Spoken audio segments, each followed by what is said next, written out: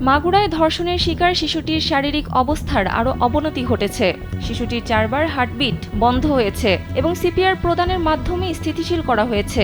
তার রক্তে লবণের ভারসাম্যহীনতার কারণে ডায়ালাইসিস করা হচ্ছে। চিকিৎসকদের চেষ্টায় তার হৃদস্পন্দন ফিরিয়ে আনা সম্ভব হলেও শিশুটি এখনও সংকটাপন্ন অবস্থায় রয়েছে।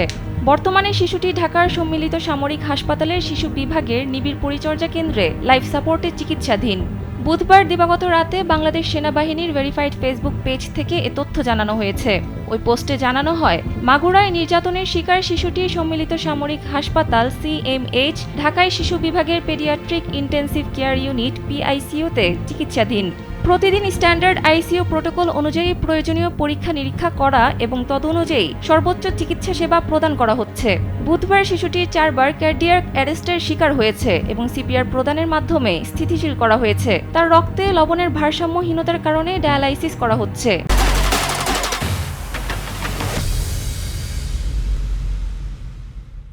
অন্যান্য জটিলতার পাশাপাশি শিশুটির রক্তচাপ 60/40, যা আরও নিম্নমুখী। সম্মিলিত সামরিক হাসপাতালের বিশেষজ্ঞ চিকিৎসকদের সমন্বয়ে গঠিত উচ্চ পর্যায়ের চিকিৎসা পর্ষদ সর্বাধুনিক চিকিৎসা পদ্ধতির মাধ্যমে শিশুটির জীবন রক্ষার জন্য সর্বাত্মক প্রচেষ্টা চালিয়ে যাচ্ছেন। শিশুটির সুস্থতার জন্য বাংলাদেশ সেনাবাহিনী দেশবাসীর কাছে দোয়া চেয়েছে।